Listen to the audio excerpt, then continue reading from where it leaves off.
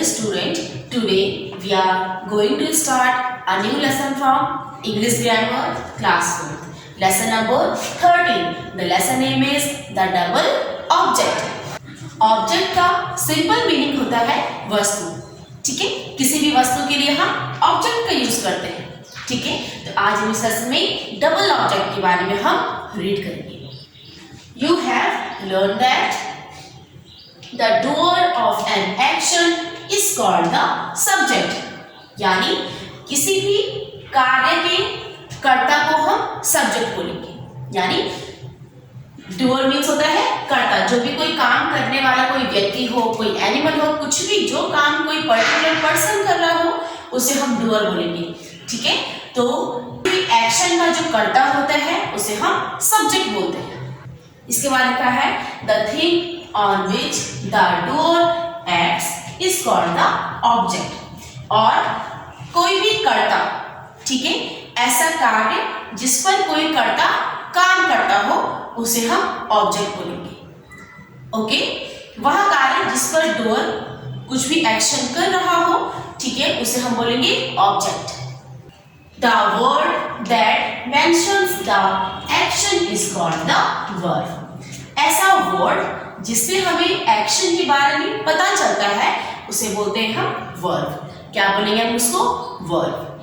Okay, look at the following examples. यहाँ पे मैंने कुछ एग्जांपल्स लिखे हैं सब्जेक्ट के, वर्ब के और ऑब्जेक्ट के, जो हमने अभी ऊपर पढ़े. ठीक है, तो सबसे पहला लिखा है मैंने मोहन एट एन एप्पल. तो मोहन क्या है? हमारा सब्जेक्ट है. ठीक है, वर्ब क्या है? एट. और ऑब्जेक्ट क्या है? वस्तु क्या है? N apple. मोहन ने एप्पल खाया था. ठीक है, तो कर्ता कौन है? मोहन है. कार्य कौन कर रहा है? मोहन कर रहा है. एक्शन कौन कर रहा है? मोहन कर रहा है. और कौन सा एक्शन कर रहा है वो? एट. खाने का काम कर रहा है ना. Mohan ate an apple. Mohan ने एप्पल खाया था. ओके, तो हमारा एप्पल क्या हो गया? हमारा ऑब्जेक्ट हो गया, जिसपे जो करता है, जिस पर वो कार्य कर रहा है, वो क्या है? हमारा ऑब्जेक्ट होता है. मैंने बताया था ना आपको. इसके बाद सेकंड एग्जांपल लिखा है मैंने the boy ran a race. The boy क्या? हमारा डूअर है, सब्जेक्ट है. ओके, एक्शन कौन कर रहा है? बॉय कर रहा है. और क्या एक्शन कर रहा है? कौन सी वर्ब हो रही है? रैन अ रेस. और किस पर कार्य कर रहा है वो? ऑब्जेक्ट क्या? हमारा रेस. थर्ड एग्जांपल है द गर्ल्स प्लग फ्लावर्स. हमारा कर्ता कौन है? डूअर कौन है? गर्ल्स. ठीक है, और वर्ब क्या है? हमारा प्लग. एक्शन क्या हो रहा है? प्लग. और ऑब्जेक्ट वस्तु क्या है? फ्लावर्स. ओके, तो ये थे हमारे 3 examples of subject, verb and object. Okay children, अब हम देखेंगे sometimes a verb can have two objects. as कभी कभी वर्ब के साथ हम 2 ऑब्जेक्ट्स का यूज करते हैं. जैसे कि यहाँ मैंने 3 एग्जांपल लिखे हैं सब्जेक्ट, वर्ब, ऑब्जेक्ट 1, ऑब्जेक्ट 2. तो पहला एग्जांपल है father bought me a pen. अगर यहाँ पे ऑब्जेक्ट 2 नहीं होता तो ये सेंटेंस क्या है? हमें अधूरा लग रहा था विदाउट ऑब्जेक्ट 2 के. तो ऑब्जेक्ट 2 लगाने से, ठीक है, ये सेंटेंस पूरा कंप्लीट हो चुका है. जैसे कि father bought me a pen. पापा मेरे लिए. सेकंड एग्जांपल है Radha wrote her father a letter. Radha ने अपने पापा को लेटर लिखा. Tom lent Lucy some money. ठीक है, ये थे हमारे 3 example of subject, verb, object 1, object 2. ठीक है, अब यहाँ में वर्ब के साथ हमें 2 ऑब्जेक्ट्स के हमने एग्जांपल देखे. इसके बाद हम देखेंगे object 1 is called the indirect object. Object 1 को हम क्या बोलते हैं? इनडायरेक्ट ऑब्जेक्ट बोलते हैं. Okay, object 2 is called the direct object. और जो ऑब्जेक्ट 2 है उसे हम डायरेक्ट ऑब्जेक्ट बोलते हैं. ठीक है, the indirect object can be noun or pronoun. Indirect object means object one के बारे में बात हो रही है। ऑब्जेक्ट वन को हम इनडायरेक्ट ऑब्जेक्ट बोलते हैं और ऑब्जेक्ट टू को हम डायरेक्ट ऑब्जेक्ट बोलते हैं।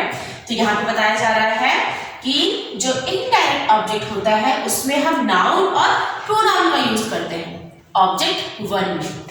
The direct object is always a noun. और जो डायरेक्ट ऑब्जेक्ट मीन्स जो ऑब्जेक्ट टू है उसमें हम हमेशा नाउन का ही यूज करते हैं। ठीक है, ऑब्जेक्ट वन में इनडायरेक्ट ऑब्जेक्ट में हम नाउन या फिर प्रोनाउन का यूज कर सकते हैं, लेकिन ऑब्जेक्ट टू में हम हमेशा नाउन का ही यूज करेंगे। ओके चिल्ड्रन, तो अब हम देखेंगे the indirect object stands before the direct object. जैसे कि हमने इससे पहले एग्जांपल देखे थे ना टू ऑब्जेक्ट के, तो हमने उसमें जो इनडायरेक्ट ऑब्जेक्ट था हमने उसे पहले लिखा था, है ना, ऑब्जेक्ट वन, और जो ऑब्जेक्ट टू था वो क्या था हमारा डायरेक्ट ऑब्जेक्ट। ओके, इसके बाद लिखा है we can put the direct object before the indirect object. हम डायरेक्ट ऑब्जेक्ट को इनडायरेक्ट ऑब्जेक्ट से पहले हम पुट कर सकते हैं। ठीक है, अब कैसे करेंगे? But that we have to add a suitable preposition to, for, from etcetera before the indirect object. यहाँ पे बताया जा रहा है कि हम डायरेक्ट ऑब्जेक्ट को हम इनडायरेक्ट ऑब्जेक्ट से पहले हम पुट कर सकते हैं, लेकिन we have to add a suitable preposition. हमें उसके लिए एक सुटेबल प्रीपोजिशन को ऐड करना पड़ेगा इनडायरेक्ट ऑब्जेक्ट से पहले। ओके, तो यहाँ मैंने कुछ एग्जांपल दिए हैं, subject, verb, direct object, preposition और इनडायरेक्ट ऑब्जेक्ट। जबकि इससे पहले हमने इनडायरेक्ट ऑब्जेक्ट को पहले पुट किया था और डायरेक्ट ऑब्जेक्ट को हमने बाद में पुट किया था। लेकिन अब हम देखेंगे कि हम डायरेक्ट ऑब्जेक्ट को हमें इनडायरेक्ट ऑब्जेक्ट से पहले कैसे पुट करना है। उसके लिए हमने एक प्रीपोजिशन का यूज किया है ना, दिख रहा है ना आपको कि पहले subject, verb, direct object, preposition, then उसके बाद हमने लिखा है इनडायरेक्ट ऑब्जेक्ट। ओके, इसका पहला एग्जांपल है father bought a pen for me. तो फॉर क्या है हमारा प्रीपोजिशन है। ओके, और इनडायरेक्ट ऑब्जेक्ट क्या है हमारा मी। ओके, तो ये डायरेक्ट ऑब्जेक्ट इनडायरेक्ट ऑब्जेक्ट से पहले पुट कैसे हुआ, उसके लिए हमने इनडायरेक्ट ऑब्जेक्ट से पहले हमने प्रीपोजिशन का यूज किया। Okay, Radha wrote a letter to her father. तो टू भी क्या हमारा preposition. They asked a question from him. तो इस टाइप से हम डायरेक्ट ऑब्जेक्ट को हम इनडायरेक्ट ऑब्जेक्ट से पहले हम पुट करेंगे, उसके लिए हमें प्रीपोजिशन को ऐड करना होगा इनडायरेक्ट ऑब्जेक्ट से पहले। ओके स्टूडेंट, तो अब हम इस सेशन की एक्सरसाइज स्टार्ट करेंगे। क्वेश्चन नंबर 1 है supply a suitable indirect object in each sentences. हमें इन सेंटेंस में हमें इनडायरेक्ट ऑब्जेक्ट को फिल करना है। ओके, नंबर 1 है आई promised dash dash all help. तो हमें यहाँ पे इनडायरेक्ट ऑब्जेक्ट क्या फिल करना है, हमने यहाँ पे फिल किया him. I promised him all help. Number 2 है John bought dash dash a ring. तो यहाँ पे हमने इनडायरेक्ट ऑब्जेक्ट क्या फिल किया, her. John bought her a ring. Third है Deepak gave dash dash a book. तो इनडायरेक्ट ऑब्जेक्ट हमने क्या फिल किया, me. Deepak gave me a book. Fourth है the old man told dash dash a story. तो यहाँ पे आप खुद सुटेबल इनडायरेक्ट ऑब्जेक्ट आपको फिल करना है। फिफ्थ है he brought dash dash a glass of water. तो यहाँ पे भी आप खुद आपको इनडायरेक्ट ऑब्जेक्ट आपको फिल करना है। Okay, indirect object means object 1। ठीक है, ओके चिल्ड्रन, तो अब हम क्वेश्चन पे स्टार्ट करेंगे। क्वेश्चन नंबर 2 है supply a suitable direct object in each sentence. हमें इन सेंटेंस में डायरेक्ट ऑब्जेक्ट को ऐड करना है, फिल करना है। तो direct object means object 2। Number 1 पे लिखा है I asked Nisha dash dash. तो हमने यहाँ पे डायरेक्ट ऑब्जेक्ट क्या फिल किया है? आ क्वेश्चन। नंबर 2 है she taught us English.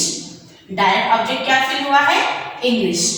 Third है my friend lent me dash dash. हमने डायरेक्ट ऑब्जेक्ट क्या फिल किया? आ बुक। फोर्थ है they gave the ball dash dash. आपको यहाँ पे खुद आपको डायरेक्ट ऑब्जेक्ट फिल करना है। फिफ्थ है my sister showed me dash dash. तो यहाँ पे भी आप डायरेक्ट ऑब्जेक्ट आप खुद फिल करेंगे, जैसे कि हमने फर्स्ट, सेकंड और थर्ड में हमने डायरेक्ट ऑब्जेक्ट फिल किए हैं। इसी टाइप से आपको फोर्थ और फिफ्थ में आपको डायरेक्ट ऑब्जेक्ट खुद फिल करने हैं। ओके स्टूडेंट, तो अब हमारा क्वेश्चन नंबर 3 है put the direct object before the indirect object in each sentence. हमें इन सेंटेंसेस में हमें डायरेक्ट ऑब्जेक्ट को इनडायरेक्ट ऑब्जेक्ट से पहले पुट करना है। तो जैसे मैंने आपको पहले बताया था कि अगर हमें इनडायरेक्ट ऑब्जेक्ट को डायरेक्ट ऑब्जेक्ट से पहले पुट करना होगा तो हमें क्या करना है? इनडायरेक्ट ऑब्जेक्ट से पहले हम प्रीपोजिशन को ऐड करेंगे। हमने पढ़ा था, तो इनके आंसर्स लिखेंगे हम। नंबर 1 है I shall give you an apple. तो इसमें हमें डायरेक्ट ऑब्जेक्ट को पहले पुट करना है इनडायरेक्ट ऑब्जेक्ट से। तो इसका आंसर लिखा हमने I shall give an apple to you. तो प्रीपोजिशन ऐड किया हमने। प्रीपोजिशन क्या ऐड किया? टू। ओके। सेकंड है I told my brother a story. इसका आंसर लिखा हमने I told a story to my brother. यहाँ पे हमने प्रीपोजिशन को ऐड किया है इनडायरेक्ट ऑब्जेक्ट से पहले। ओके। थर्ड है he will bring you a letter। इसका आंसर है he will bring a letter for you। तो for क्या हो गया? हमारा प्रीपोजिशन हो गया। इनडायरेक्ट ऑब्जेक्ट से पहले हमें प्रीपोजिशन को ऐड करना है, जैसे कि हमने इन आंसर्स में हमने ऐड किए हैं। नंबर 4 है they sent him a message। इसका आंसर आप खुद लिखेंगे। नंबर 5 है he left his son on his property। इसका आंसर भी आपको खुद लिखना है। जैसे हमने फर्स्ट, सेकंड और थर्ड का आंसर लिखा, उनमें हमने प्रीपोजिशन को ऐड किया इनडायरेक्ट ऑब्जेक्ट से पहले। इसी टाइप से आपको फोर्थ और फिफ्थ का आंसर आप खुद करेंगे। ओके चिल्ड्रन, तो अब हम लास्ट क्वेश्चन स्टार्ट करेंगे। क्वेश्चन नंबर 4 है put the indirect object before the direct object in each sentence. हमें इन सेंटेंस में डायरेक्ट ऑब्जेक्ट से पहले हमें इनडायरेक्ट ऑब्जेक्ट को पुट करना है। ओके। तो नंबर 1 है my father gave a book to me. To क्या हमारा प्रीपोजिशन है, तो हम इसका आंसर कैसे लिखेंगे? My father gave me a book. Okay. Number 2 है she has done a big loss to me. इसका आंसर लिखा है हमने she has done me a big loss। तो जो हमारा इनडायरेक्ट ऑब्जेक्ट है वो है, जैसे कि she क्या है हमारा सब्जेक्ट है, has क्या हो गया हमारा, has done क्या हो गई हमारी वर्ब हो गई, me क्या हमारा ऑब्जेक्ट 1, a big loss क्या हमारा ऑब्जेक्ट 2। ओके। तो जो ऑब्जेक्ट 1 है वो है हमारा इनडायरेक्ट ऑब्जेक्ट, और जो ऑब्जेक्ट 2 में जो बिग लॉस है वो है हमारा डायरेक्ट ऑब्जेक्ट। ओके। तो जैसे कि हमने इससे पहले वाले क्वेश्चन नंबर 3 में पढ़ा था, हमने उसमें प्रीपोजिशन को ऐड किया था ना, लेकिन इसमें हमें प्रीपोजिशन को हटाना है। ठीक है, हमें इसमें डायरेक्ट ऑब्जेक्ट से पहले हमें इनडायरेक्ट ऑब्जेक्ट को पुट करना है। नंबर 3 है he told the secret to his friend। Okay. इसका आंसर लिखा है हमने he told his friend the secret। Number 4 है Mohan sent a gift for his friend. इसका आंसर आप खुद लिखेंगे। और लास्ट 5 है I have lent 50 rupees to his brother. इसका आंसर भी आपको खुद लिखना है। ओके। ओके स्टूडेंट, तो लेसन हमारा कंप्लीट हो चुका है। आपको लेसन रीड करना है, अच्छे समझना है आपको इनडायरेक्ट और डायरेक्ट ऑब्जेक्ट बिटवीन में आपको डिफरेंसेस आपको अच्छे से समझ लें। ओके, और जितने भी हमने इसमें क्वेश्चन आंसर्स किए थे, एक्सरसाइज की थी, आपको वो अपनी नोटबुक में आपको वो मेंशन करने हैं। Okay, thank you.